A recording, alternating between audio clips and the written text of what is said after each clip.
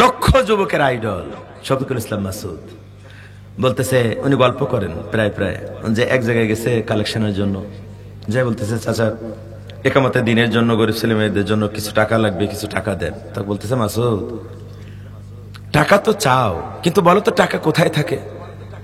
তো বলছে কেন, পকেটে থাকে। তো বলছে বলো তো পকেটটা কোথায় থাকে? কয় বুকের উপরে। কয় বুকের নিচে কি থাকে? তো বলতেছে ওই জায়গায় কলিজা থাকে। কয় হ্যাঁ মাসুদ, তোমরা যখন টাকা চাও পকেটে হাত দিয়া যখন টাকা বের করি তখন মনে হয় যে কলিজাটা এই জন্য বের হয়ে আসতেছে। আউযু বিল্লাহি মিনাশ শাইতানির রাজিম। বিতাড়িত মরদুদ শয়তানের ওয়াসওয়াসা থেকে আল্লাহর কাছে পানাহ চাই।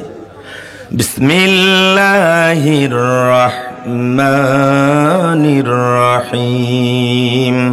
পরম করুণাময় দয়ালু দাতা আল্লাহর নামে শুরু করছি। ভাই আপনারা বসেন। প্রথমটা হচ্ছে ইন্নাল্লাযীনা ক্বালু রাব্বুনাল্লাহ, নিশ্চিত ভাবে যারা বলে আল্লাহ আমার রব। প্রথম জানার বিষয় হচ্ছে কে আমাদের রব, কেন তিনি আমাদের রব, কি কারণে তিনি আমাদের রব, কোন কোন গুণ থাকলে পরে রব হওয়া যায়, এটা প্রথম বিষয়।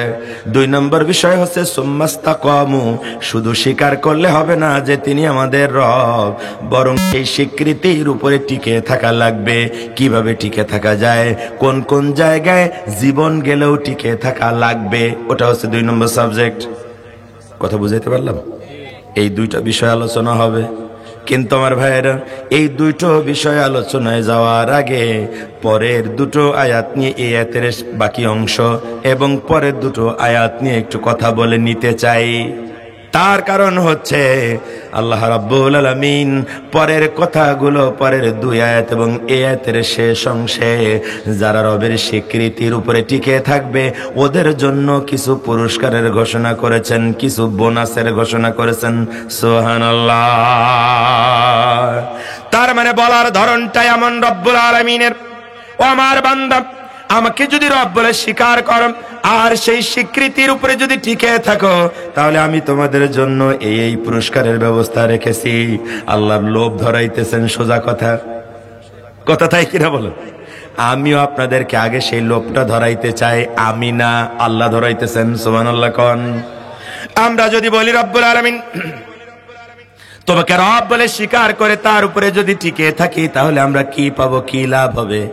আল্লাহ রাব্বুল আলামিন আপনার এই প্রশ্ন করার আগেই বলতেছেন যারা রবের স্বীকৃতির উপরে টিকে থাকবে তাতানাজ্জালু আলাইহিমুল মালাইকা।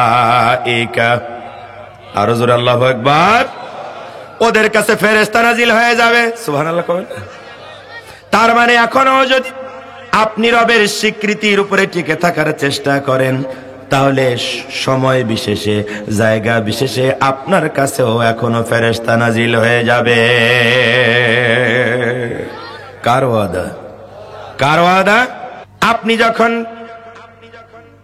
রবের স্বীকৃতির উপরে টিকে থাকার জন্য আপ্রাণ চেষ্টা করবেন তখন ফেরেশতা নাজিল হয়ে প্রথম যে কথা 2টো বলবে সেই কথা 2টো চিন্তা করার মতো, ভাববার বিষয়।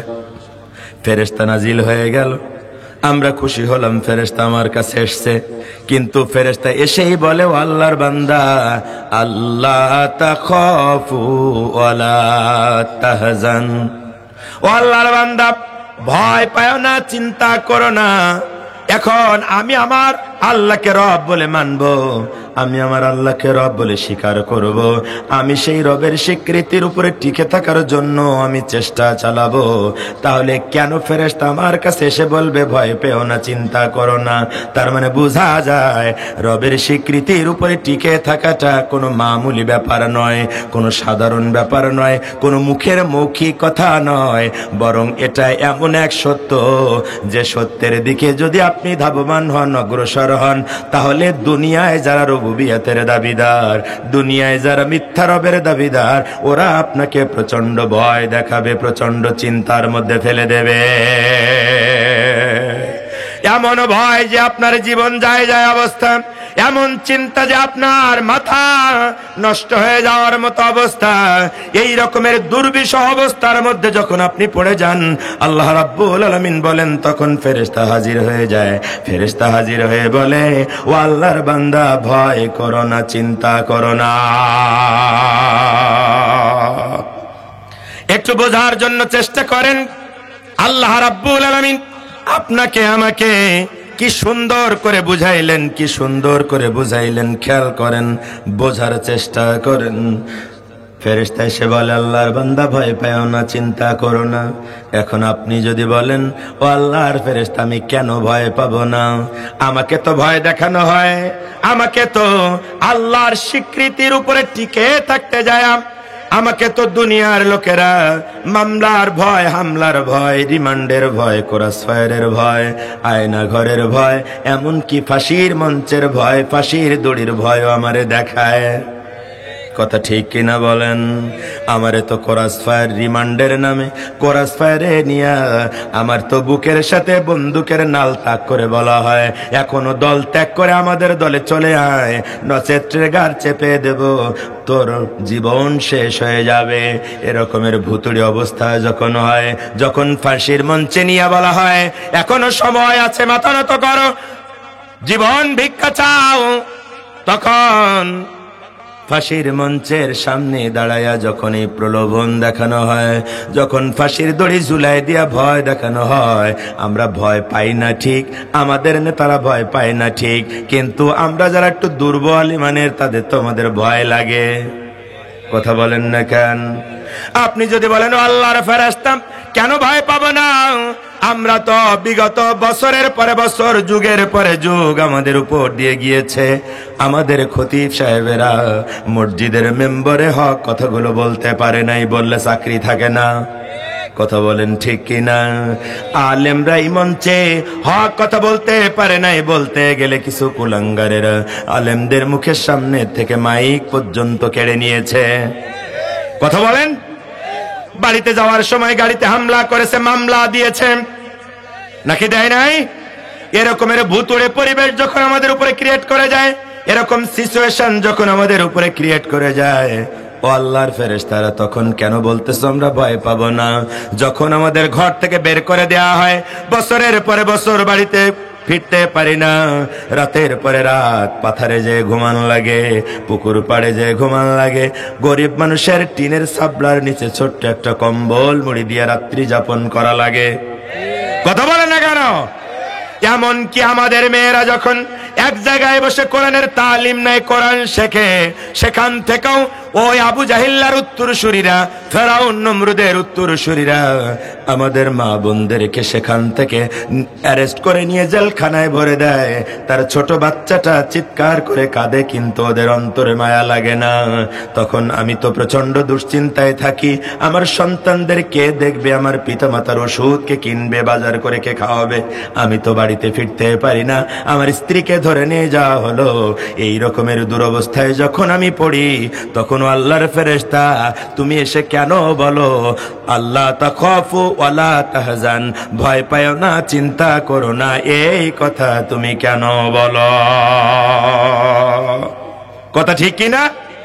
আপনার অন্তরে এই প্রশ্নের জন্ম নেওয়ার আগেই আল্লাহ রাব্বুল আলামিন ফেরেশতাদেরকে দিয়ে আপনাদেরকে শুনিয়ে দেয়, ওয়া আবশিরু বিল জান্নাতিল্লাতী কুনতুম তুআদুন।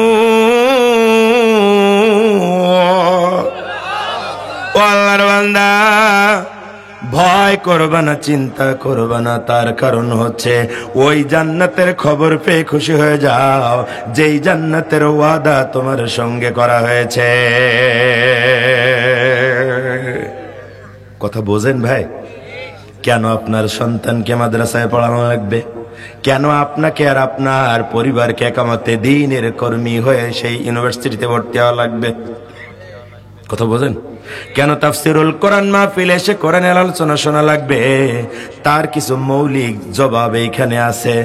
আল্লাহ রাব্বুল আলামিন বলতে পারতেন, ও আমার বান্দারা, তোমরা ভয় আর চিন্তা মুক্ত হয়ে যদি রবের স্বীকৃতির উপরে টিকে থাকতে পারো, আমি তোমাদের জান্নাত দান করব। এমনটা আমার আল্লাহ বলতে পারতেন, কিন্তু আমার আল্লাহ তো তা বলেন নাই। আমার রব্বুল আলামিন বলতেছেন, ও আমার বান্দা, ওই ওয়াদাকৃত জান্নাতের খবর পেয়ে খুশি হয়ে যাও। তার মানে বোঝা গেল রব্বুল আলামিন আগেই জান্নাতের ওয়াদা করেছেন আমাদের সাথে। ফেরেশতা এসে শুধু সেইটার কথা স্মরণ করিয়ে দিচ্ছে মাত্র। কথা বলেন না কেন? তাই বোঝা যায় তো? যদি তাই বোঝা যায় তাহলে তাফসীরের খাতিরে, তাফসীরের স্বার্থে এখন জানা দরকার রব্বুল আলামিন সত্যি কি আমাদের সঙ্গে জান্নাতের ওয়াদা করেছেন নাকি? হ্যাঁ, তো সহজ জবাবটা আগে দিয়ে নেন, কঠিনটা নয় পরে দিয়ে। কোথায়? কোরআনে। কোন জায়গায়? কোরআনের কোন জায়গায়? হুজুর এটা কই পারবো না, আমরা এখন টিসিবি, ভিজিডি, ভিজিএফ নিয়ে মহা মারামারিতে ব্যস্ত আছি। কোন জায়গার কোন বাজারে চান্দা তুলে খাওয়া লাগবে, নেতারে কয় টাকা চাঁদা দেওয়া লাগবে, আমরা সেই জ্বালায় ব্যস্ত। আমরা কি কোরআনের কোন জায়গায় আছে ওগুলো পড়ার টাইম আছে? হুজুরদের ব্যাপারে পারলে আপনারা পড়ে বেড়ান গে যান। রব্বুল আলামিন কি চমৎকার করে আপনার জন্য সব খুলে খুলে বলে দিয়েছেন। কিন্তু জাতির কপাল পড়া, এই জাত কোরআনুল কারীম তেলাওয়াত করে না, অর্থ সহ পড়ে না, বরং বিভিন্ন ফজিলতের কিতাব নিয়ে মারামারি আছে না। আমার ভাইয়ের, আমার বন্ধুরা, এখন জানা দরকার রব্বুল আলামিন কোথায় আমাদের জন্য জান্নাতের ওয়াদা করেছেন। তা যদি জানতে চান তাহলে চলেন যাই আমরা কোরআনুল কারীমের আর এক জায়গায় চলে যাই। আল্লাহ রাব্বুল আলামিন বলেন, ইন্নাল্লাহা আশতারা মিনাল মুমিনিনা আনফুসাহুম ওয়া আমওয়ালাহুম বিআন্না লাহুমুল জান্নাহ।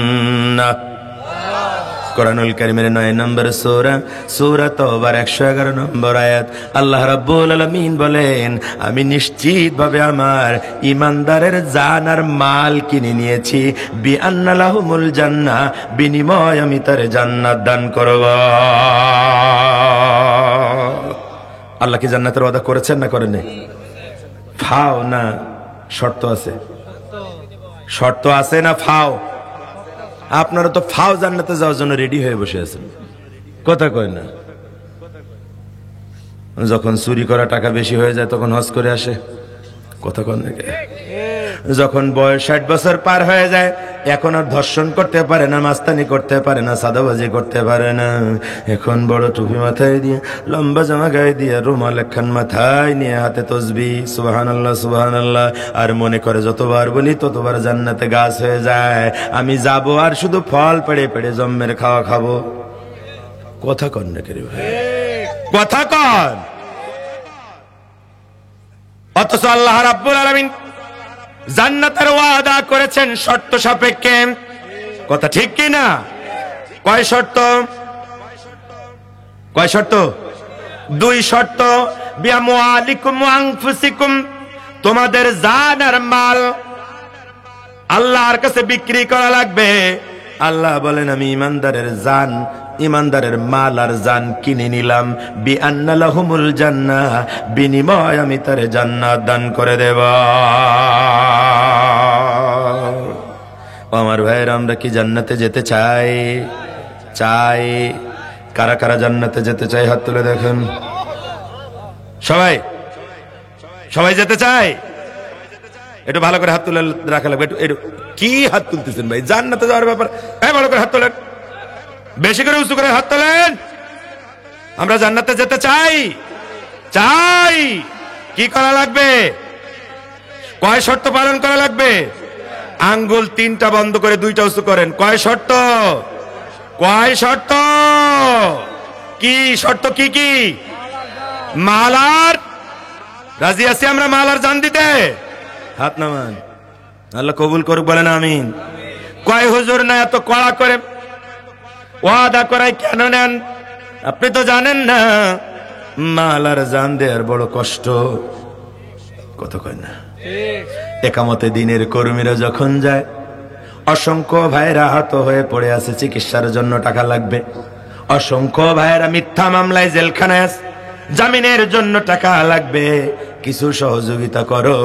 তখন এমন অনেক বড় লোক আছে, আমাদের শফিকুল ইসলাম মাসুদ ভাই একটা গল্প করে, খুব মজার, বলবো? শফিকুল ইসলাম মাসুদ ভাই চেনেন? যারা 2 মাস রিমান্ড দিয়েছিল হাসিনা, চেনেন তারে? কোন জায়গা বাড়ি? পটুয়াখালী বাড়ি। পটুয়াখালী বাড়ি। এই পটুয়াখালীর একটা ছেলে রাজশাহী বিশ্ববিদ্যালয়ের একসময় সভাপতি, পরে ইসলামী ছাত্র শিবিরের সভাপতি, কেন্দ্রীয় সভাপতি, লক্ষ যুবকের আইডল শফিকুল ইসলাম মাসুদ। বলতেছে, উনি গল্প করেন প্রায় যে এক জায়গায় গেছে কালেকশনের জন্য, যাই বলতেছে, চাচা একামতের দিনের জন্য গরিব ছেলে মেয়েদের জন্য কিছু টাকা লাগবে, কিছু টাকা দেন। তা বলতেছে, মাসুদ টাকা তো চাও, কিন্তু বলো তো টাকা কোথায় থাকে?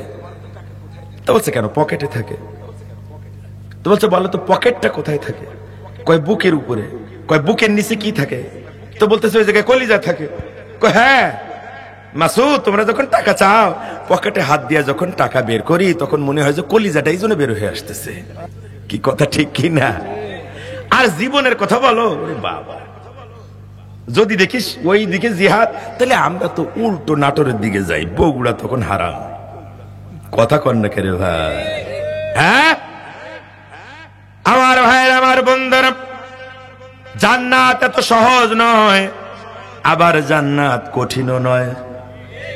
সহজ নয় বললাম বলে মনে করেন না, তাহলে আর জান্নাতে যাওয়ার কোনো উপায় নাই। যারা জান্নাতে যেতে চায় ওদের জন্য জান্নাতে যাওয়াটা অত্যন্ত সহজ, আর যারা জান্নাতে যেতে চায় না ওদের জন্য জান্নাতে যাওয়াটা কঠিন। বলবেন এটা আবার কেমন কথা? জান্নাতে যেতে চায় না কারা?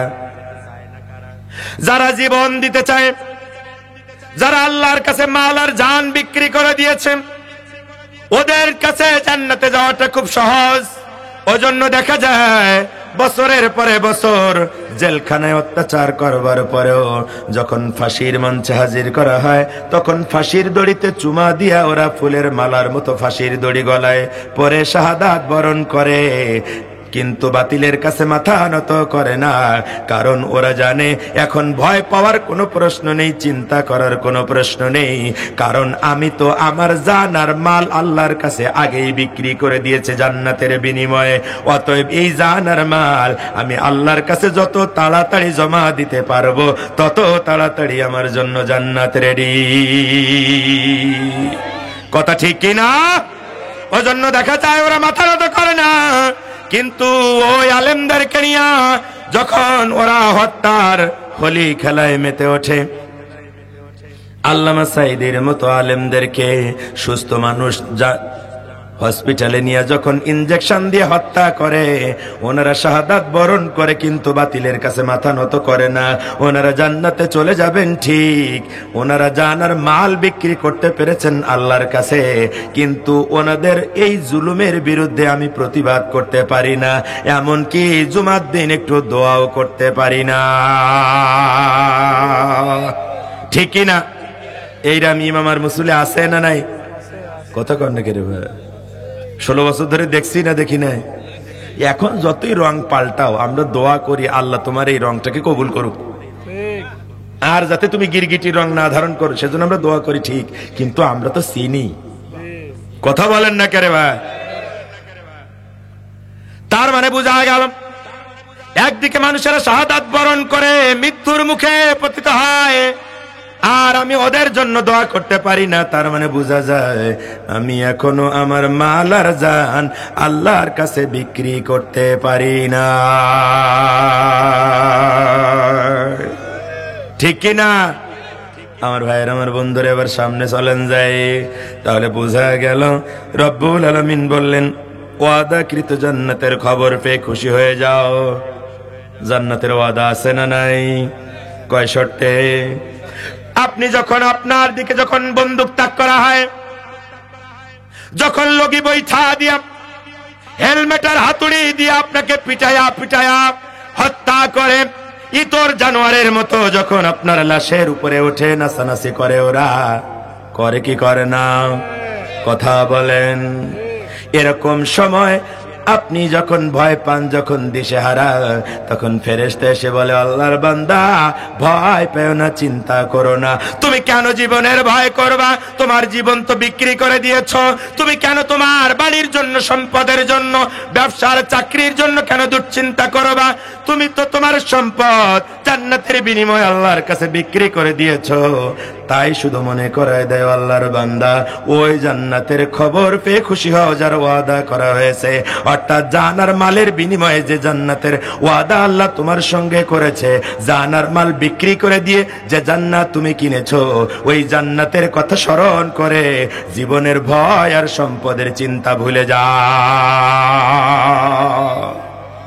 কথা বোঝা যায়? কথা বোঝা যায়?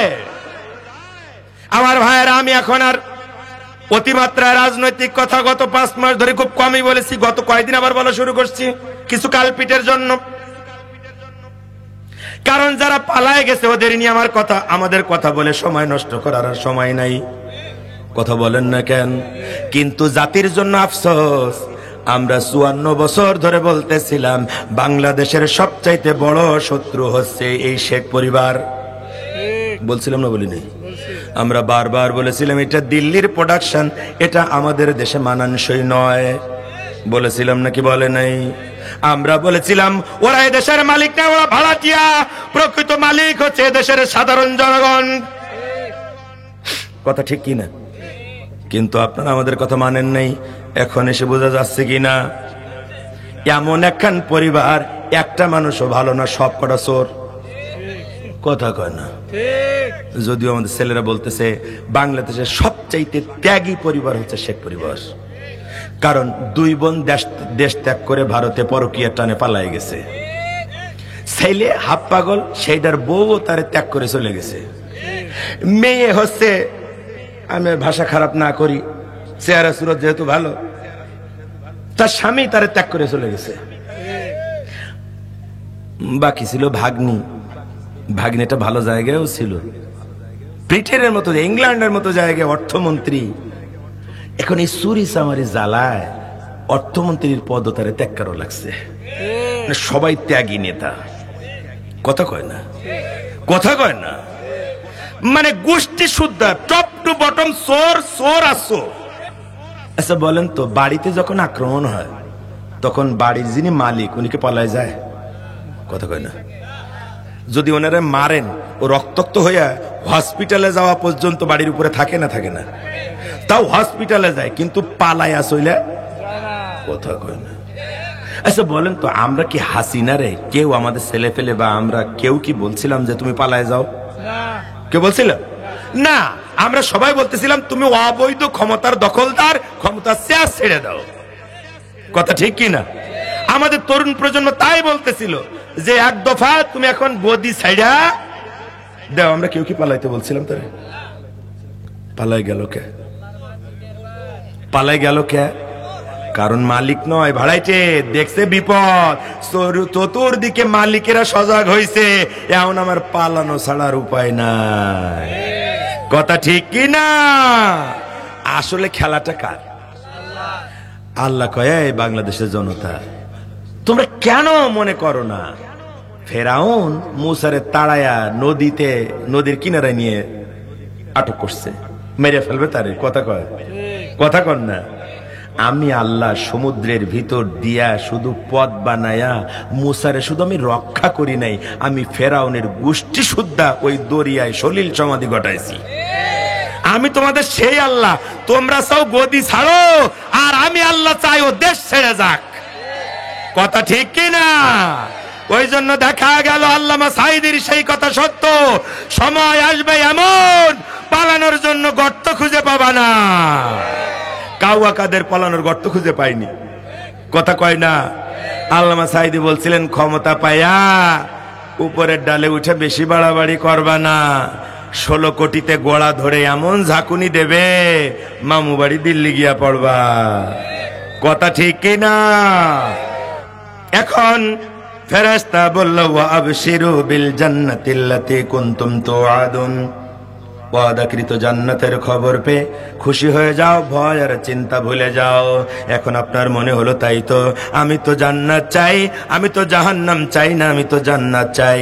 অতএব আমার এই জীবনের ভয় করা চলবে না, আমার এই সম্পদের দুশ্চিন্তা করা আমার এখন আর বৈধ হবে না।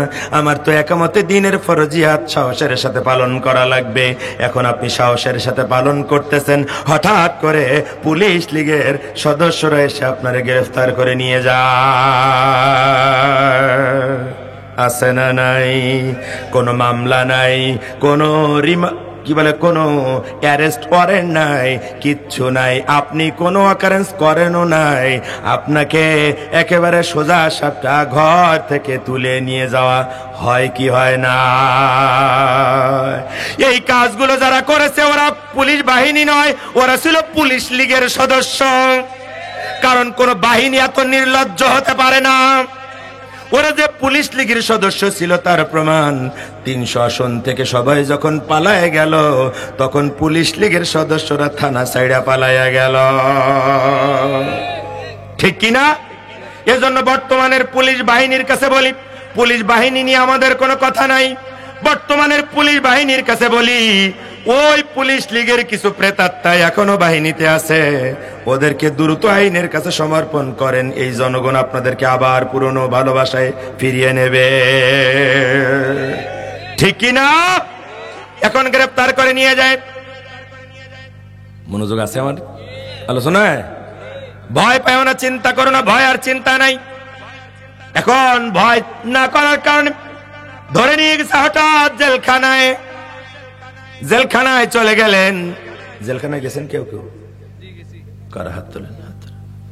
আরে জেলখানায় গেছেন কেটে কেটে হাত তোলেন, এটা সম্মানের ব্যাপার না? কিছু লোক আছে, আলহামদুলিল্লাহ, আমি হাত তুলেছি মানে আমিও আপনাদের দলের লোক। আমার ভাইয়ের, আমার বন্ধুরা খেয়াল করেন, জেলখানায় নিয়ে যাওয়ার পরে সকাল 9টার দিকে আসা সবাই জেল গেটের কাছাকাছি থাকে। আম গাছের নিচে, বকুল গাছের নিচে, কাঁঠাল গাছের নিচে বসে থাকে। ঠিক কিনা? কখন কার নাম ধরে ডাক দেবে সাক্ষাতের জন্য সেই অপেক্ষায় তাকায় থাকে। কথা ঠিক কিনা বলেন? কিন্তু কিছু মানুষ আছে সপ্তাহের পরে সপ্তাহ যায়, ওদের নাম ধরে কেউ ডাকে না। মানুষগুলো চেহারা মলিন করে বসে থাকে আর ভাবে রব্বুল আলামিন, ও আমার রব, দুনিয়ায় আমার আর বোধহয় কোনো বন্ধু নাই। কারণ দুনিয়ায় যখন ভালো ছিলাম তখন আমি যেমন জামা বানাইতাম তারেও তেমন কালারের জামা বানাই দিতাম। আমার মেয়ের জন্য যখন ঈদের জামা কিনতাম তার মেয়ের জন্য কিনতাম। আমার বাড়িতে ভালো খাবার রান্না হলে তারে ডেকে নিয়ে এসে একসাথে খাইতাম। এরকম কিছু বন্ধু আমাদের আছে না নাই? রব্বুল আলামিন আজকে 2-3 সপ্তাহ পার হয়ে গেল জেলখানায়, একবার আমার বন্ধু আসলো না জেল গেটে। আমার ছোট বাচ্চাটার খবর দিয়ে গেল না, একটু দেখাও করে গেল না। মনের ভিতরে বড় দুঃখ। কতজনের বন্ধু আসে, খাবার দিয়ে যায়, পিসিতে টাকা লাগাই দিয়ে যায়, আমার বন্ধু তো একবারে দেখা করার জন্য আসলো না। মনের মধ্যে বড় কষ্ট। আমার ভাইয়ের, আমার বন্ধুরা, তখন ওর অন্তরে প্রশান্তি দেওয়ার জন্য যেন ফেরেশতা নাজিল হয়ে যায়। ফেরেশতা নাজিল হয়ে বলে, নাহানু আউলিয়াউকুম ফিল হায়াতিদ দুনিয়া ওয়া ফিল আখিরাহ। আল্লাহর বান্দা, একামতে দিনের উপরে যদি টিকে থাকো তাহলে দুনিয়ার ওই বন্ধুর জন্য মন খারাপ করো না। ও তো তোমার কবর পর্যন্ত, কবরে মাটি দিলে তোমার বন্ধুত্ব থাকে না। কথা ঠিক কি না? কিন্তু ফেরেশতা কাছে যায় বলে, আল্লাহর বান্দা, আমরা ফেরেশতারা দুনিয়া এবং আখিরাতেও তোমাদের বন্ধু হয়ে থাকবো। এজন্যই মানুষটার মন্তর থেকে দুশ্চিন্তা দূর হয়ে যায়, বন্ধুর কথা মনে করে না। কিন্তু 2-5 দিন যাওয়ার পরে মনটা আরো খারাপ। কেন? কারণ জেলখানায় একটা দেহ ব্যবসায়ী আসছিল। দেশের সবাই জানে এটা চরিত্রহীন লম্পট দেহ ব্যবসায়ী। আছে না নাই? একটা অস্ত্র ব্যবসায়ী আসছিল, হয়তো থানায় ভাগ ঠিক মতো পায়নি, ধরে নিয়ে আসছে অস্ত্র ব্যবসায়ী, একটা ইয়াবার ব্যবসায়ী, একটা বড়ির ব্যবসায়ী, গাজার ব্যবসায়ী, ফেন্সিডিলের ব্যবসায়ী, সবচাইতে চরিত্রহীন লম্পট, হয়তো লুচ্চমি করতে যায় ধরা পড়ছে, আসছে জেলখানায়। কয়দিন যায়, সপ্তাহ পার হওয়ার আগেই তার জামিন হয়ে যায়। শুধু জামিন হয় না, তার পেটোয়া বাহিনী, তার সামসারা তার জন্য দামি গাড়ি নিয়ে জেল গেটে হাজির হয় ফুলের মালা নিয়ে। কথা বলেন না কেন?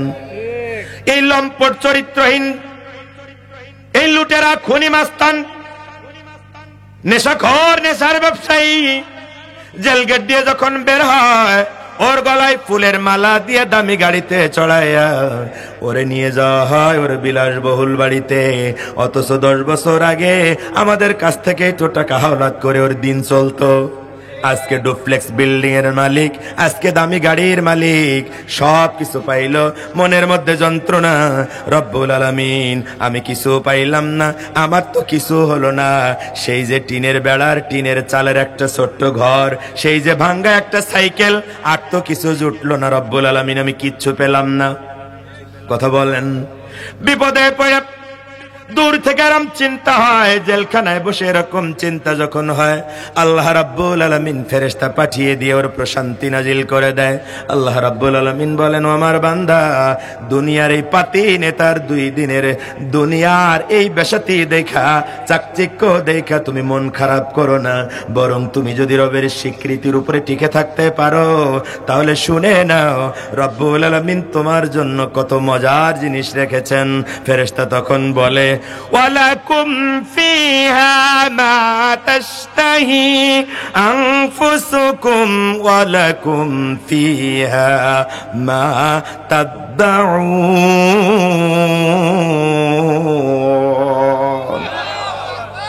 আল্লাহর বান্দা, তোমাকে এমন জান্নাতে দেয়া হবে, ওই জান্নাতে তোমার মনে যা চাই তুমি তাই পেয়ে যাবা। সুবহানাল্লাহ বলুন না? মানতে যেন কষ্ট হয়। রব্বুল আলামিন, বছরের পরে বছর বাড়িতে ফিরতে পারি না, মায়ের মুখ দেখতে পারি না, সন্তানের খাবার জোগাইতে পারি না। আমাদের পূর্বসূরি সাহাবায়ে কিরাম একটা খেজুর 4 ভাগ করে 4 জন খেয়ে, তারপরে 1 গ্লাস পানি খেয়ে জিহাদের ময়দানে লড়াই করেছে বাতিলের বিরুদ্ধে। খাবারও জোগাড় করতে পারি নাই। অনেক মানুষ ছিল মসজিদের আঙিনায়, আহলে সুফার সদস্যরা থেকেছে দিনের পরে দিন, মাসের পরে মাস, ঘর নাই। রব্বুল আলামিন, এখন তুমি বলতেছো মনে যা চাই তাই পেয়ে যাব। বিশ্বাস করতে, মানতেই যেন মনে বড় ব্যথা লাগে, কষ্ট হয়। কথা ঠিক কি না? বিশ্ব নবী বললেন, আমার সাহাবীরা শোনো, মনে যা চায় জান্নাতে তাই পেয়ে যাবা। ব্যাপারটা কেমন? মনোযোগ আছে আমার দিকে? খুব মনোযোগ দিয়ে শুনতে হবে। কেন আপনি আল্লাহকে রব বলে স্বীকার করবেন? কেন সেই স্বীকৃতির উপরে টিকে থাকবেন? বিশ্ব নবী বলতেছেন, আমার সাহাবীরা শোনো, একজন মানুষ জান্নাতীরা জান্নাতে যখন সেটেল হয়ে যাবে, এরকমের কাঠের চেয়ার না, সোনা রূপায় মোড়ানো চেয়ারে রেশমের কাপড় পরে তারা হেলান দিয়ে বসে থাকবে। সুবহানাল্লাহ বলবেন না? তাদের সামনে থাকবে বিভিন্ন রকমের পানপত্র, খাদেমারা তাদের হুকুম তামিলের জন্য বসে থাকবে, অর্ডার ফলো করবার জন্য। তাদের সেইখানে কোনো কষ্ট থাকবে না, দুশ্চিন্তা থাকবে না, কোনো বাজে আওয়াজ তাদের কানে আসবে না। এরকমের আরামের বিছানায়, আরামের চেয়ারে তারা বসে থাকবে হেলান দিয়া। হঠাৎ করে এই জান্নাতি ব্যক্তির মাথার উপর দিয়া একদল সুন্দর পাখি উড়ে যাবে। ওই উড়ন্ত পাখির ডানার আওয়াজে জান্নাতি ব্যক্তিটি তার দিকে ফিরে তাকাবে। যখনই ওই পাখিটার দিকে জান্নাতি ব্যক্তিটি ফিরে তাকাবে, তখন তার চক্ষু শীতল হয়ে যাবে, চোখ জুড়িয়ে যাবে, কলিজা ঠান্ডা হয়ে যাবে। রব্বুল আলামিন, এত সুন্দর পাখি তুমি বানিয়েছো, কোনদিন কোন চোখ এত সুন্দর পাখি তো দেখে নাই। এই কজন সুবহানাল্লাহ, বাকিরা বাড়ি যায় বলেন। জান্নাতি ব্যক্তিটি অবাক বিস্ময়ে তাকিয়ে থাকবে পাখিগুলোর দিকে। হঠাৎ জান্নাতি ব্যক্তিটির মনের আকাঙ্ক্ষা জন্ম নেবে, রব্বুল আলামিন, ওই পাখিগুলো দেখতে যদি এত সুন্দর হয়, না জানি ওর গোশত খেতে কত মজা হবে। আল্লাহর কাছে কি চাইছে নাকি এখনো? না বলে নাই এখনো, শুধু মনের আকাঙ্ক্ষা, ওর গোশত খেতে না জানি কত মজা হবে। বিশ্ব নবী বলেন, আমার সাহাবীরা, জান্নাতি ব্যক্তির অন্তরের এই আকাঙ্ক্ষাটা আল্লাহ পূরণ করে দেবেন। তার অন্তরে এই আকাঙ্ক্ষা জন্ম নেওয়ার সাথে সাথে উড়ন্ত পাখিটি ভোনা হইয়া ওর ঠোঁটের কাছে হাজির হয়ে যাবে। কিন্তু জান্নাতি ব্যক্তিরা হবে খুব আরাম প্রিয়। সুবহানাল্লাহ। কোন দুনিয়ায় ঠেলা চালাইছে, রিক্সা চালাইছে, পরের খেতে কামলা দিয়েছে, কিন্তু নামাজ বলে নাই, ইসলাম বলে নাই, একামতে দিন বলে নাই, আল্লাহর আদেশ পালন করেছে, নিষেধ থেকে দূরে থেকেছে। কিছু মানুষেরা, কিছু আলেমেরা, কিছু সাধারণ মানুষেরা, কিছু খেটে খাওয়া মানুষ, তারা দুনিয়ায় কোনো আরাম পায় নাই, সুখ পায় নাই, শান্তি পায় নাই, কিচ্ছু পায় নাই। আজকে জান্নাতে এসছে, বড্ড আরাম প্রিয় হবে, ঠোঁটের কাছে ভোনা গোশত। সুবহানাল্লাহ। কোন এখন জান্নাতি ব্যক্তিটির মনে এই কথা জন্ম নেবে, রব্বুল আলামিন এখন এইটাতে আমি কামড় দেব, চিবাবো, এটা রস হবে, তারপরে আমি গিলবো, তারপরে আমি মজা পাবো। এই চিন্তা ওর অন্তরে জাগার সাথে সাথে আল্লাহ রাসূল বলেন, বোনা গোশতটারে আল্লাহ স্যুপ বানায়া, তরল বানায়া ওর গলা দিয়া ঢুকায়া ওর কলিজা ঠান্ডা করে দেবে।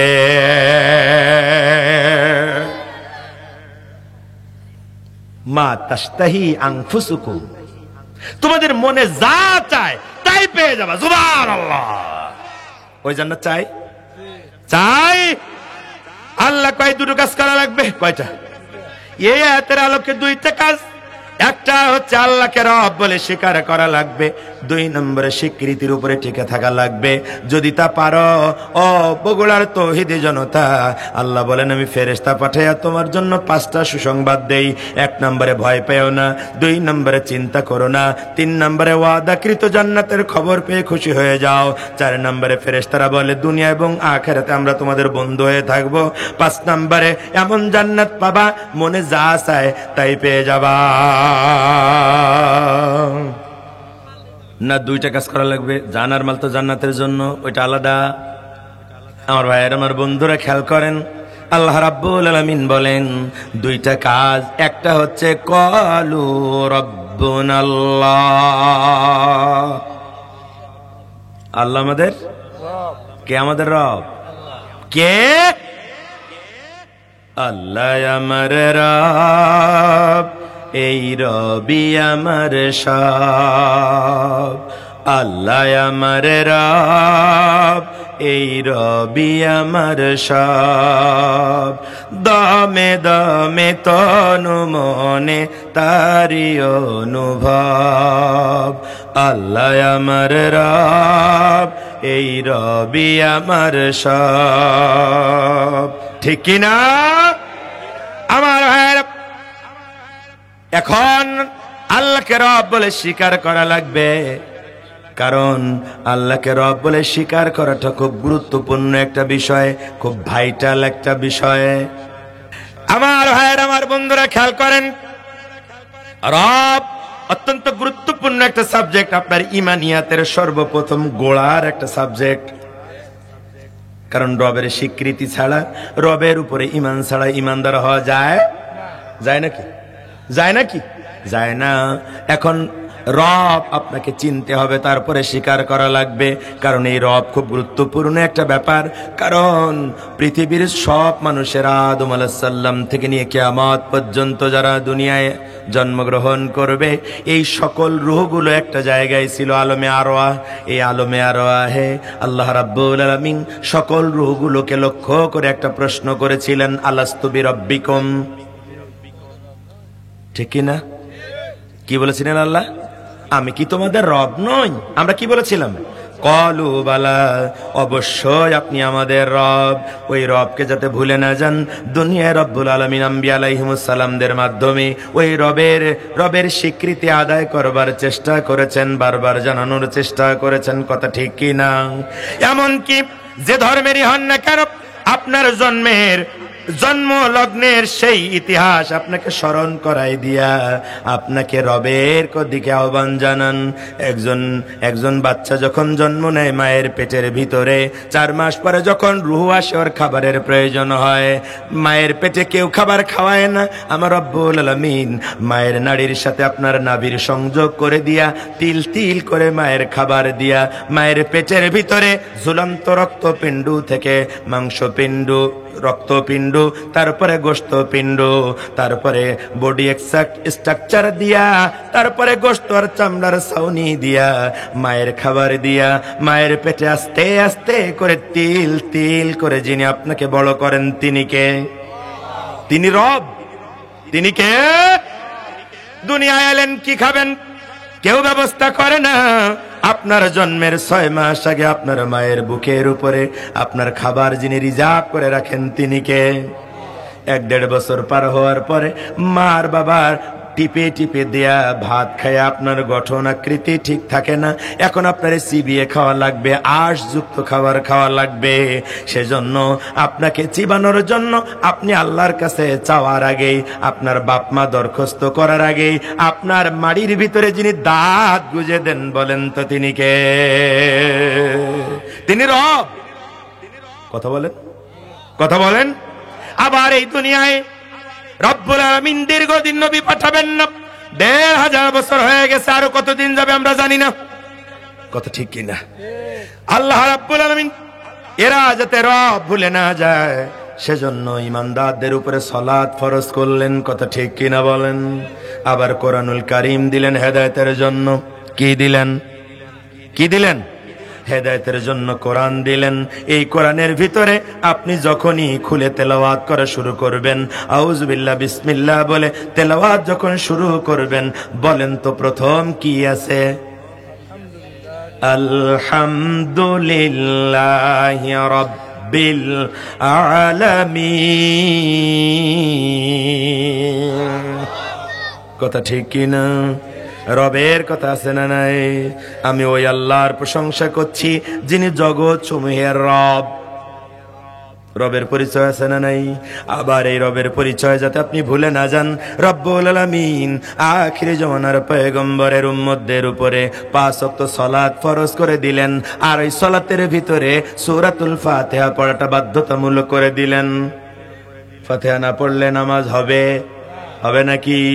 তার মানে রব্বুল আলামিন বোঝাতে চাইলেন, ও দুনিয়ার লোকেরা, সূরা ফাতিহার ভিতরে আমি এমন অনেক কিছু দিলাম, শুধু নামাজে তুমি তেলাওয়াত করবে তাই না, ওর থেকে শিক্ষা গ্রহণ করবে।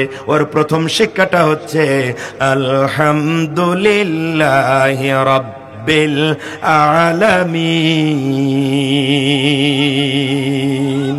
এই জগৎ সমূহের একজন রব আছে না নাই? কথা বলেন। 5 ওয়াক্ত ওই রবের স্বীকৃতি আদায় করবার জন্য, ওই রবের কথা মনে করিয়ে দেওয়ার জন্য রব্বুল আলামিন এই ব্যবস্থা করলেন। আবার রুকুতে যাবেন আছে রব, সেজদায় যাবেন আছে রব, যত জায়গায় যাবেন শুধু রব আর রব আর রব। রব আপনার জীবন জুড়ে, আপনার পরিবার জুড়ে, সমাজ জুড়ে। কথা ঠিক কিনা? আবার যখন দুনিয়ার জীবনের সফর শেষ করে আপনি যখন কবর পথের যাত্রী, আপনাকে যখন কবরে রাখা হলো, কবরে রাখা হবে কি হবে না? কবরে রাখা হবে কি হবে না? কবরে রাখার সাথে সাথেই আপনার জন্য 2 জন ফেরেশতা কবরের মধ্যে হাজির হয়ে যাবে। 2 জন ফেরেশতা কবরের ভিতরে হাজির হইয়া ফেরেশতারা আপনার ঘাড়ের নিচে হাত দিয়ে মাজার উপরে সোজা করে ভর দিয়ে আপনাকে বসাবে। বসানোর পরে 3টা মৌলিক প্রশ্ন হবে, ইমানদারের জন্য হবে 4টা। আমার ভাইয়ের, আমার বন্ধুরা, সবার জন্য আরেকটা প্রশ্ন হবে, সেটা হচ্ছে সিচুয়েশনাবল প্রশ্ন। আপনাকে যখনই কবরস্থ করা হোক না কেন, যখনই ফেরেশতা আপনার ঘাড়ের উপরে হাত দিয়ে, ঘাড়ের নিচে হাত দিয়ে মাজার উপরে যখন বসাবে, তখন এমন একটা আবহ সৃষ্টি হবে, একটা সিচুয়েশন ক্রিয়েট করবে আপনার কবরের মধ্যে। আপনি দেখবেন সূর্য বোধহয় ডুবে যায় অবস্থা, আর বেশিক্ষণ সূর্য আর থাকবে না, একটু পরেই অস্তমিত হবে। তখন নামাজি ব্যক্তি বলবে, ও আগন্তুক অপরিচিত লোকেরা, আমি তো তোমাদের চিনি না, তবে আমি তো কিছুই বুঝতেছি না, তোমরা আমাকে একটু অজুর পানি দাও, আমি একটু অজু করে আসরের সালাতটা আদায় করতে চাই। যারা সালাত আদায়কারী তাদের অন্তরে আকাঙ্ক্ষা জন্ম নেবে। আর যারা সালাত আদায় করে না, ওদের এইগুলোর ব্যাপারে কোনো ধারণা, কোনো আকর্ষণ জন্ম নেবে না। কথা বোঝেন? এরপরে প্রশ্ন হবে তিনটা। আর যখন এই তিন প্রশ্নের জবাব কেউ দেবে, তখন তাকে আরেকটা প্রশ্ন করা হবে, তুমি এই প্রশ্নের জবাবগুলো কোত্থেকে শিখেছো? তখন ওই ইমানদার লোক বলবে, আমার কাছে ওহীর জ্ঞান এসেছিল, ওই ওহীর আলোয় আলোকিত হওয়ার কারণে কোরআনুল কারীম থেকে আমি ওই জবাবগুলো শিখে নিয়েছি। তাহলে মোট প্রশ্ন 5টা। একটা হচ্ছে সিচুয়েশনেবল, আর একটা হচ্ছে বাড়তি প্রশ্ন ইমানদারের জন্য। কিন্তু মৌলিক প্রশ্ন 3টা। কয়টা? প্রথম প্রশ্নটা কি? কথা বলেন, বলেন। মান মান রব্বুকা, মানে কি? তোমার কে আমাদের রব? জবাব দিতে পারবেন না, পারবেন না। বলবেন, হুজুর এটা আবার কেমন কথা বললেন? হ্যাঁ, আপনি যদি দুনিয়ায় রবকে না মেনে থাকেন, জবাব দিতে পারবেন না। ওহীর রূহের জগতে আপনার কাছে রবের স্বীকৃতি আদায় করা হয়েছিল, দুনিয়ায় রবের ব্যাপারে আপনাকে ধারণা দেওয়া হয়েছিল। ওই রবের আনুগত্য করবার জন্য, রব মানে হচ্ছে যিনি দেন, যিনি দেন, তার মানে যিনি জীবন দেন, যিনি রিজিক দেন, যিনি আলো দেন, যিনি বাতাস দেন, যিনি পানি দেন, যিনি আইন দেন, যিনি শাসন দেন, যিনি হুকুম দেন, যিনি বিচার দেন, যিনি নিয়ম নীতিমালা আইন কানুন দেন, তার নাম হচ্ছে রব। কবরে এই প্রশ্ন করার মানে হচ্ছে, ও ভাইরা, যারা ভুল বুঝতেছো, যারা বলো কোরআনের সাথে রাজনীতির কোনো সম্পর্ক নাই, তাদের চোখে আঙ্গুল দিয়ে দেখাই। খেয়াল করো, কবরে যখন রাখা হবে, প্রথম প্রশ্নটা হচ্ছে রাজনৈতিক প্রশ্ন। গত 16 বছর ধরে আমাদের অনেকেই বলেছে, ভাই এত গরম কথা বলেন, আমরা অনুমতি পাই না থানার থেকে, তো একটু মাটির তলা রোজ করলে আপনাদের অসুবিধে কি? বলে না, বলে না। অনেকে বলেছে আমাকে, আমি যখন দেখি এই নেতা একটু শিক্ষিত টাইপের নেতা, তখন সেইটারে ধরি, আর যেগুলো মূর্খ নেতা ওগুলো শুধু বলে, আমি শুনি, শুনি এখান থেকে বের করে দিই, কারণ মূর্খরে তো বোঝানো যাবে না। আর গত 16 বছরে অধিকাংশ মূর্খরাই ছিল আমাদের নেতা। কথা ঠিক কিনা আমার ভাইয়ের, আমার বন্ধুরা? যেগুলো শিক্ষিত নেতাগুলো ধরতাম, বলতাম, ভাই আপনি বলতেছেন কবরে রস করার জন্য, তাই তো? হয় মাটির তলার রস মানে কবরে রস। আমি বললাম যে ঠিক আছে, আমি কবরে রস করবো, কোনো অসুবিধা নেই, তবে আমার শর্ত আছে 2টা। কি কি শর্ত? আমি কই, আপনি তো একা নেতা না, আপনার আর একটা বিরোধী দল আছে, আপনার নিজের দলের মধ্যে 2 গ্রুপ আছে না? কত কয় না? আপনারে ফোন করে ওই গ্রুপের নেতারাও ডাকা লাগবে। আপনারা 2 নেতা আমার 2 পাশে বসবেন, আমার আলোচনা শেষ না হওয়া পর্যন্ত উঠতে পারবেন না। এই 2 শর্ত যদি মানেন, এই 2 শর্ত যদি মানেন, তাহলে আমি কবরে রস করব। কয় ভাই এত শর্ত কেন? আমি কই ভাই আপনি বোঝেন নাই, কবরের 3টা প্রশ্ন, 3টাই রাজনৈতিক প্রশ্ন। দুনিয়ার যে আলোচনাগুলো করি তার ভিতরে কিছু থাকে রাজনীতি, আর কিছু থাকে সমাজনীতি, কিছু থাকে ব্যক্তিনীতি, কিন্তু কবরের 3 প্রশ্ন হুবহু সরাসরি রাজনৈতিক প্রশ্ন। কয় ভাই বলেন কি? আমি বলি, প্রথম প্রশ্ন কি? কয় মান রব্বুকা। এটা সবাই মুখস্থ, নামাজ না পড়লেও এটা মুখস্থ। কথা ঠিক কিনা? মান রব্বুকা, তোমার রব কে? আমি বললাম, বলেন তো এই প্রশ্নের মানে কি? কথা তো জানি না। আমি বলি, রুহের জগতে যে রবকে মানছিলেন, দুনিয়ায় যে রবের কথা বলা হলো, কবরে যাওয়ার সাথে সাথেই আপনার কাছে জিজ্ঞাসা করা হয়, তুমি ওই রবের আইন মানছিলে কিনা, ওই রবের বিধান মানছিলে কিনা, ওই রবের হুকুম মানছিলে কিনা, ওই রবের আনুগত্য করছিলে কিনা? বলেন তো, এগুলো রাজনৈতিক প্রশ্ন নাকি ধর্মীয় প্রশ্ন? আইন কানুন বিধান ওইটা নিয়েই তো আপনাদের বাড়াবাড়ি। কবরে যাওয়ার সাথে এইটা প্রশ্ন হবে, রবের দেওয়া আইন মানছিলে কিনা, রবের দেওয়া হুকুম মানছিলে কিনা, রবের দেওয়া আদেশ নিষেধ মানছিলে কিনা, জবাব দে। কথা কয় না। 2 নম্বর প্রশ্ন আরো মারাত্মক, ওইটা হচ্ছে কোন দলের লোক আপনি তাই জিজ্ঞাসা করা হয়। 2 নম্বর প্রশ্ন কি? মান দীনুকা, মান দীনুকা, তোমার দিন কি? ওটা তো পরে, দিন মানে কি? কথা কয় না। জীবন বিধান, জীবন ব্যবস্থা। জীবন বিধান মানে কি? কোন আইন দিয়া জীবন চলছিল? বিধান মানে আইন। কথা বলেন না কেন? বিধান বাংলায় যেটারে বিধান বলেন, ইংরেজিতে যেটারে ল বলেন, আরবিতে ওইটাকে বলা হয় দিন। কথা বলেন না কেন? 2 নম্বর প্রশ্ন হবে কোন আইন মানছিলাম? তোমার জীবন বিধান কি ছিল? কোন দলের কর্মী ছিলা? কোন দলের নেতা ছিলা? ইসলামী দল করতে, নাকি বাপের দল করতে, নাকি স্বামীর দল করতে, নাকি নিজের দল করতে? আজকে জবাব দে। তার মানে 2 নম্বর প্রশ্নটা হচ্ছে মান পাটিউকা। কথা কয় না কে রে ভাই? তোমার পাটি কোনটা? ধরা খাওয়া লাগবে কি লাগবে না? কথা কয় না, মাথা নিচু করে। আমি বলি ভাই 3 নম্বর প্রশ্ন তা আরো ডাইরেক্ট রাজনৈতিক প্রশ্ন। রাসূলকে দেখিয়ে বলা হবে হাজার রাসূল আল্লাযী বুইসা ফীকুম, এই মানুষটাকে কি চেনো? তোমার নেতাকে কি কবেন?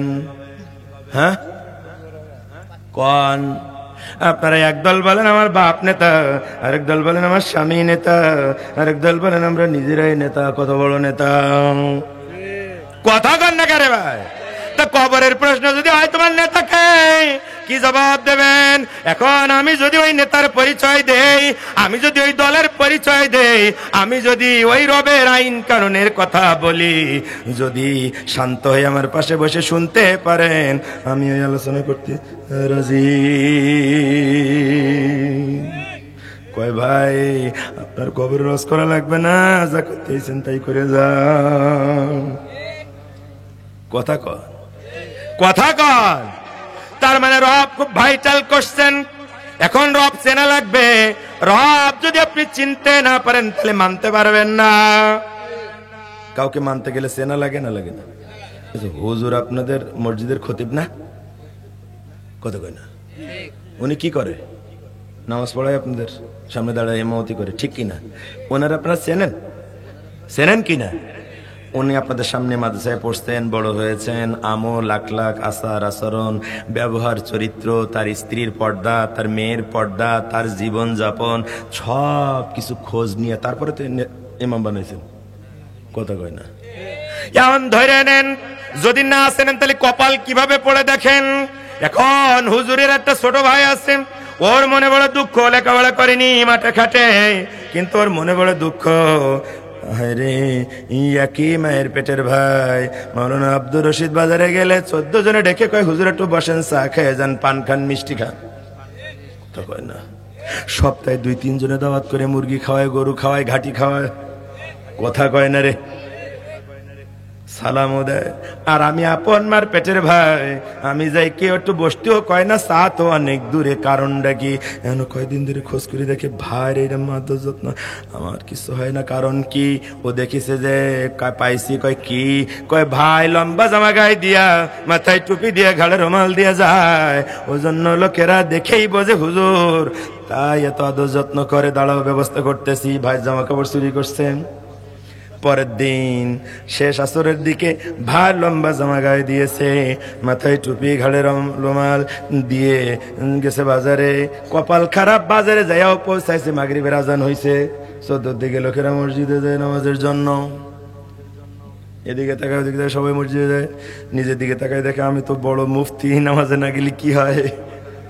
কথা ঠিক কিনা? 1 পা 2 পা করে মসজিদে গেছে। এখন কপাল এত খারাপ, ইমাম সাহেব মাগরিবের ওয়াক্তে আসেনি। মুয়াজ্জিন সাহেব এদিকে তাকায়, ওদিকে তাকায়, কারে দিয়ে নামাজ পড়াই। একটু পরে দেখে গেটের সামনে মুফতি সাহেব হুজুর হাজির। হুজুর আসেন আসেন।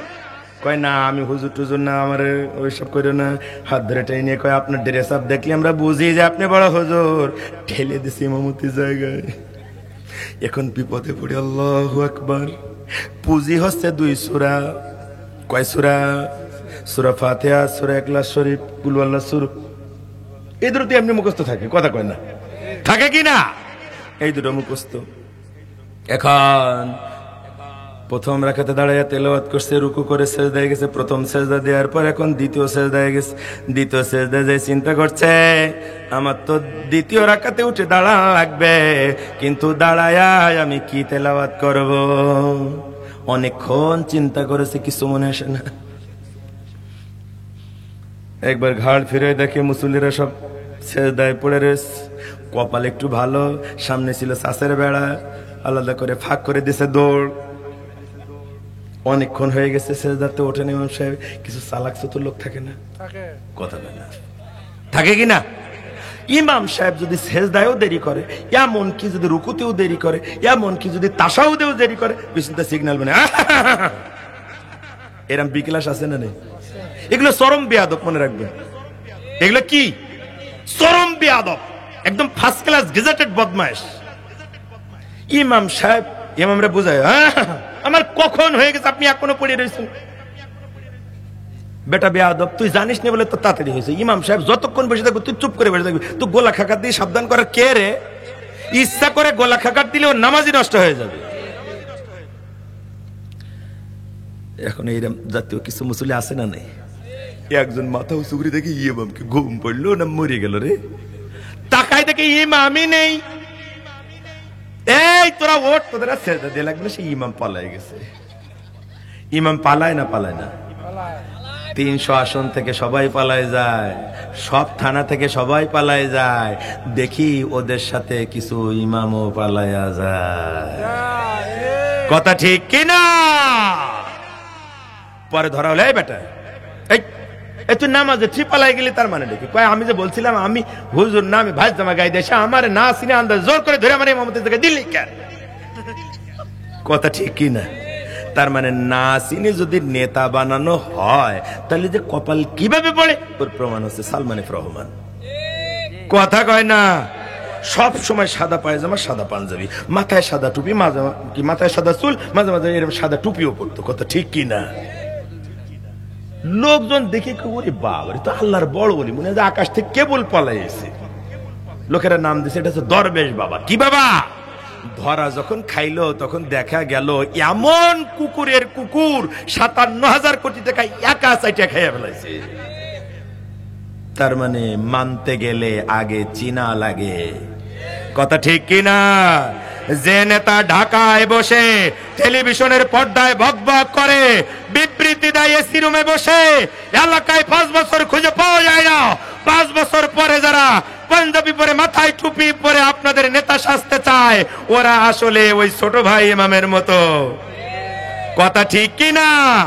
ওদের যদি না চিনে আন্দাজে ভোট দেন, তাহলে আপনাদেরও কিন্তু সেজদাতে দৌড় মারা লাগবে। কথা বুঝেন কিন্তু? কথা ঠিক কিনা? অতএব নেতা বানাতে হবে তাদের যারা ইসলাম জানে, কোরআন জানে, সুন্নাহ জানে, আমার পাশাপাশি থাকে, আমার বিপদে পাশে এসে দাঁড়ায়। আগামী দিনের নেতা হবে তারা। কারা রাজি আছো হাত তুলে দেখাও। আল্লাহ কবুল করুক, বলেন আমিন। আমার ভাইয়ের, আমার বন্ধুরা, তাহলে বুঝা গেল আল্লাহ রাব্বুল আলামিন রে যদি রব বলে স্বীকার করা লাগে, তাহলে আল্লাহকে আগে চিনতে হবে রব হিসাবে। তিনি আমাদের জন্য, আমরা তাকে রব বলে মানব কি মানব না, স্বীকার করব কি করব না? আপনাদের কি কষ্ট হচ্ছে নাকি? না ফজর বন্ধ করবো না, আরো কিছুক্ষণ করা লাগবে। তো সভাপতি আমার অনুমতি দিচ্ছে না, তো আমি কি করব? হ্যাঁ না, ওটা শেষে করব। জি, আলোচনা শেষে হবে এটা।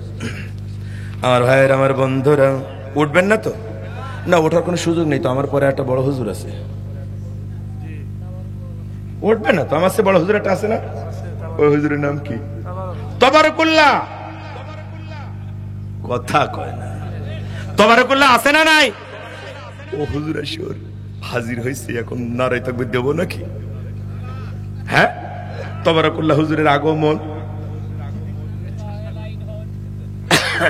খেয়াল করেন, আমি তাবারকের প্রচন্ড বিরোধী, কিন্তু আপনাদের এলাকায় প্রথম আসছি তো এই জন্য আমি কিছু কলম না মেনে গেলাম আর কি।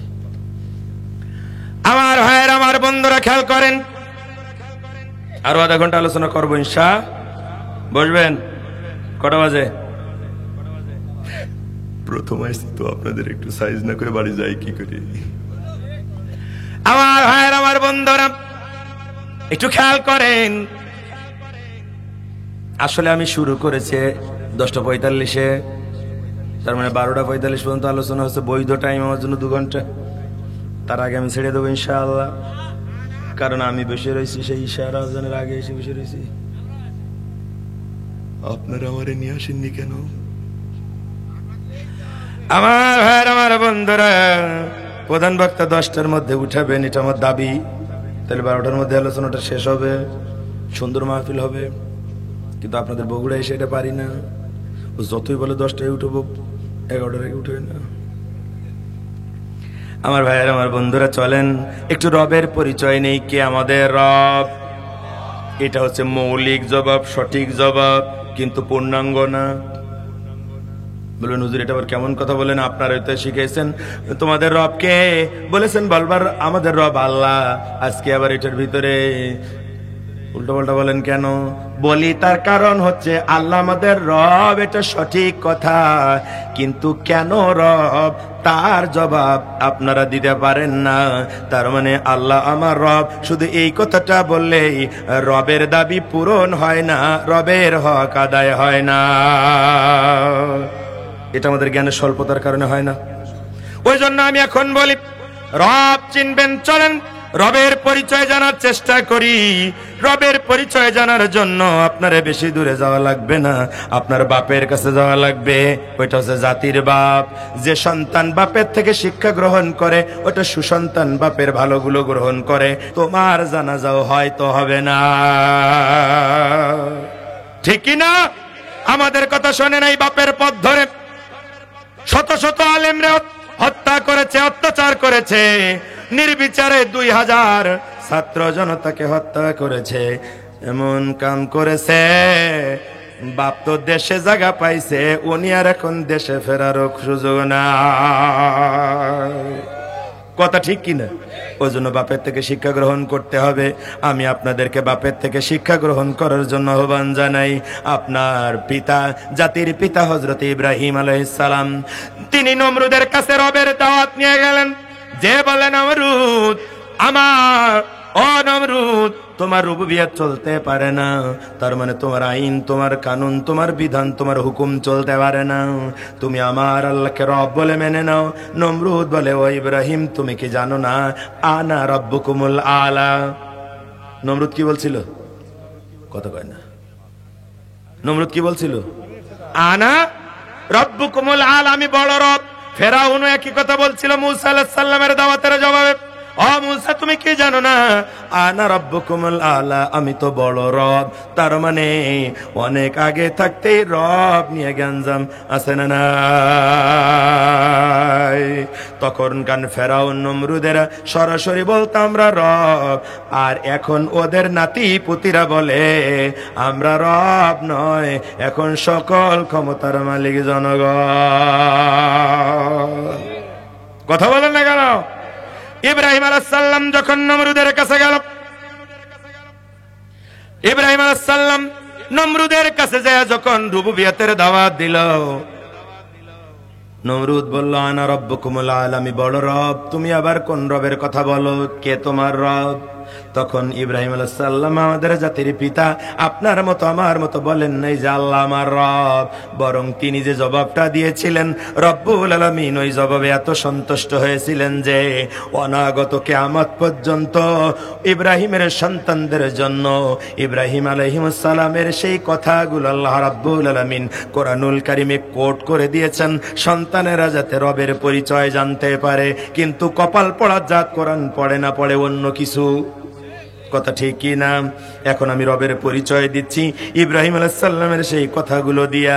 আমি তেলাওয়াত করে অর্থ বলে যাব, আপনারা হাতে গুনবেন রব হওয়ার জন্য কয়টা শর্তের কথা এখানে ইব্রাহিম আলাইহিস সালাম উল্লেখ করেছেন, যা আল্লাহ কোরআনে কোট করেছেন। সূরা শুআরা 26 নম্বর সূরার 78 নম্বর আয়াত থেকে 81 নম্বর আয়াত পর্যন্ত তেলাওয়াত করে যাব। ওইখানে রবের গুণ আছে, একটু খেয়াল করবেন, হাতে গুনবেন, আমি পরে কিন্তু শুনবো। রাজি আছেন? ইব্রাহিম আলাইহিস সালাম নমরুদের রবের প্রশ্নের জবাবে বললেন, ও নমরুদ শোনো আমার রবকে, আল্লাযী খালাকানি ফাহুয়া ইয়াহদিন। ও নমরুদ, যিনি আমাকে সৃষ্টি করেছেন, যিনি আমাকে হেদায়েতের পথ দেখাইছেন, তিনি আমার রব। জাতির পিতা থেমে গেলেন না, বলতে থাকলেন আবারও। জাতির পিতা বললেন, আল্লাযী হুয়া ইউতঈমুনি ওয়া ইয়াসকিন। আমি ক্ষুধার্ত হলে যিনি আমারে খাওয়ান, আমি পিপাসিত হলে যিনি আমারে পান করান, তিনি কে? তিনি আমার রব, তিনি আমার রব। জাতির পিতা আবার বললেন, ওয়া ইযা মারিতু ফাহুয়া ইয়াশফিন। আমি রোগাক্রান্ত হলে যিনি আমারে সুস্থ করে দেন, তিনি আমার রব। জাতির পিতা থামলেন না, বলতে থাকলেন। এবার বললেন, ওয়াল্লাযী ইউমীতুনি সুম্মা ইউহয়ীন। যিনি আমাকে মৃত্যু দান করবেন, যিনি এই মৃত্যুর পরে কে আবার আমাকে জীবন দান করবেন, তিনি আমার রব। কে আমাদের রব? একটু বুঝে জবাব দেয়া লাগবে। বলেন ইব্রাহিম আলাইহিস সালাম রবের পরিচয় দিতে যায়া রব হওয়ার জন্য কয়টা গুণের কথা বলেছেন এখানে? হ্যাঁ, এখন গুনেছেন না? আলহামদুলিল্লাহ। কয়টা? কয়টা? 4টা। ওই দেখেন, ওই দেখেন কয়টা? হ্যাঁ, ভাই বলতে 7টা। ওনার 7টা হলো, আপনাদের 4 দিয়ে 5টা, মানে কি? ওনার বলেছে 6টা। আমি বলি এবার গোনেন। যিনি আমাকে সৃষ্টি করেছেন তিনি আমার, যিনি আমাকে হেদায়েতের রাস্তা দেখিয়েছেন তিনি আমার রব। আমি ক্ষুধার্ত হলে যিনি আমারে খাওয়ান তিনি আমার রব। আমি পিপাসিত হলে যিনি আমারে পান করান তিনি আমার রব। আমি রোগাক্রান্ত হলে যিনি আমারে সুস্থ করে দেন তিনি আমার রব। যিনি আমাকে মৃত্যু দান করবেন তিনি আমার রব। যিনি আমাকে আবার পুনরায় জীবন দান করবেন বিচারের জন্য তিনি আমার রব। কয়টা? কয়টা? আরো জোরে, জোর হইল না? আর একবার সবাই মিলে কয়টা? এখন বলেন কে আমাদের রব? আমি মানতে রাজি না, আপনার পিতা তো তা বলে নাই। এখন বলতে হবে ওই 7 গুণ আছে যে আল্লাহর, ওই আল্লাহ আমার রব। কথা কি আমি বুঝাতে পারলাম? এখন থেকে বলবেন ওই 7 গুণ আছে যে আল্লাহর, ওই আল্লাহ আমার রব। তার মানে এই 7 কথাটা বলার সাথে সাথে আপনার মেমোরিতে একটা ঢেউ খেলে যাবে, একটা ওয়েভ তৈরি হবে, মাইক্রোওয়েভ তৈরি হবে। আপনার তখন মনে করতে ইচ্ছে করবে, হুজুর বলেছিল 7টা গুণ থাকা লাগবে রব হওয়ার জন্য, আর এই 7 গুণ আল্লাহ ছাড়া আর কারো নাই, সেজন্য আল্লাহ আমার রব। কথা বোঝা যায়? তাহলে এখন আল্লাহকে রব বলে স্বীকার করতে আর কি কোনো অসুবিধা আছে ভাই? আছে? কথা বলেন না। এখন এটা হচ্ছে 1 নম্বর পয়েন্টের আলোচনা শেষ হইল। এখন 2 নম্বর পয়েন্ট। তার মানে 1.5 ঘন্টা হয়ে গেছে এক পয়েন্টে, আরেক পয়েন্টে যেতে গেলে 1.5 ঘন্টা লাগবে। ওরে সাহস বাবা রে বাবা। ওরে না রে ভাই, 2-5 মিনিটে আমি শেষ করে দেবো ইনশাআল্লাহ। খেয়াল করেন, 2 নম্বর প্রশ্নটা হচ্ছে বেশি গুরুত্বপূর্ণ। কারণ কবুল বললে স্বামী স্ত্রী হওয়া যায়, কিন্তু কবুল বলার ভিতর দিয়া স্বামী স্ত্রীর সম্পর্ক টিকিয়ে রাখা যায় না, দায়িত্ব পালন করা লাগে। ঠিক কিনা বলেন? এখন কোরাস কানেকশনে পরিচয় হয়েছে টুনটুনি বেগমের সাথে। টুনটুনি বেগম দেখছে টাই লাগানো, কোট পরা, চেহারা সুরতে আটা ময়দামে, কি ভালো ক্যামেরা দিয়ে ছবি তোলা, একদম মনে হয় যেন রাজপুত্র অথবা মনে হয় যেন রাজকন্যা, কিন্তু আসলে ফকিন্নির বাচ্চা। আছে না নাই? এরম হয় না? হয় না? হয় না? এখন কবুল কইছে কবুল, আইসে বাড়িতে দেখে বাসর আছে যে সকালবেলা দেখে কিচ্ছু নেই, হয় না। তখন বেটা ঘুম থেকে ওঠার আগে এই মেয়েটা এখন একটা লিস্ট বানায়, কপাল পুড়েছে পরকীয়ার টানে হোক আর যেভাবে হোক বিয়ে যখন করে ফেলাইছি তখন তখন সংসার করা লাগবে, কথা কয় না। এখন লিখছেন চাল ডাল আটা ময়দা সুজি ঝাল লবণ তেল পেঁয়াজ নুন ঝাল যা কিছু লাগবে, এইরকম বড় লিস্ট, এতটা লম্বা লিস্ট। যখন বেটা বাজারে যাচ্ছে অফিসে যাচ্ছে অথবা মাঠে যাচ্ছে তখন ধরাই দিছে এরকম লিস্ট। বেটা সোল বগুড়া সোল, আপনারা কি কন বগুড়া সোল, এই বগুড়া সোলের হাতে যখন ধরাই দিছে লম্বা লিস্ট, বগুড়া সোল করছে এই বেট বিটি লোক কোথাকার, এই এত লম্বা লিস্ট, মানে পড়েই দেখেছি এর অন্তত এর বাজেট হচ্ছে কমপক্ষে 10 থেকে 12,000 টাকা, পকেটে 10 টাকা নিয়ে তো 12,000 টাকার লিস্ট ধরে দিচ্ছে, তার মানে এই কথা তোর কতি পারে তখন মিয়া আমি কবুল কইছি, তার মানে এই না যে সকালবেলা তুমি এত বড় লিস্ট ধরাই দিবা, ছুড়ে থুয়ে দেখছে চলে গেছে বাজারে। বিকালবেলা বাড়ি এসে দেখে টুনটুনি বেগম বাড়ি নেই। হ্যালো টুনটুনি বেগম কোথায়? কয় আমি আমার বন্ধুর বাড়িতে আসছি। তো অস্থির, কি আমার বিয়ে করা বউ তার বন্ধুর বাড়ি, বান্ধবীর বাড়ি হলে তাহলে একটা কথা ছিল, বন্ধুর বাড়ি মানে? কয় দেখো এত ফাল পারবা না, আজকে রাত্রে বন্ধুর সাথে থাকবো, কালকে যদি মনে চায় তাহলে আসবো, না নাই। কয় তুমি তোর মাথা ঠিক আছে, তুমি আমার বিয়ে করো বউ, তুমি বন্ধুর সাথে রাত কাটাবো, তার মানে কি? কয় দেখো এত ফাল পারবা না, তোমার কবুলের মধ্যে ছিল না যে আমি আমার বন্ধুর সাথে রাত কাটাতে পারবো না। স্বামী যদি কয় ওরকম, স্ত্রী যদি কয় এরকম, তাহলে ওই সংসার কি চলবে না লাল বাতি জ্বলবে? কথা কয় না। তার মানে এই ছোট্ট কবুল, এই কবুলের ভিতরে বাকি সব আছে, সুখ দুঃখের ভাগাভাগি প্রয়োজন পূরণ সব কিছু আছে।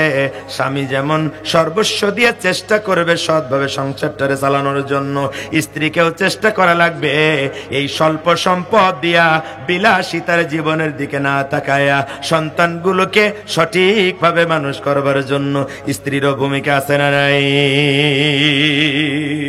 তার মানে কবুল বলাই যথেষ্ট না, ওই কবুলের পরে টিকে থাকা হচ্ছে আসল কাজ। কথা ঠিক কিনা বলেন? এইটা দিয়ে যেটা বুঝাইতে চাচ্ছিলাম সেটা হচ্ছে আল্লাহকে রব বলে স্বীকার করাটাই, শুধু রব বলে স্বীকার করাটাই যথেষ্ট নয়, আসল ব্যাপার হচ্ছে সুম্মাস্তাকামু, ওই রবের স্বীকৃতির উপরে টিকে থাকা। এখন এটা আমি লম্বা করে বলবো না, সংক্ষিপ্ত করে বলে শেষ করে দেই। খেয়াল করেন আমার ভাইয়েরা, কষ্ট হচ্ছে নাকি? চলবে না, বন্ধ করবো? ওরে বাবা, আমার ভাইয়েরা খেয়াল করেন,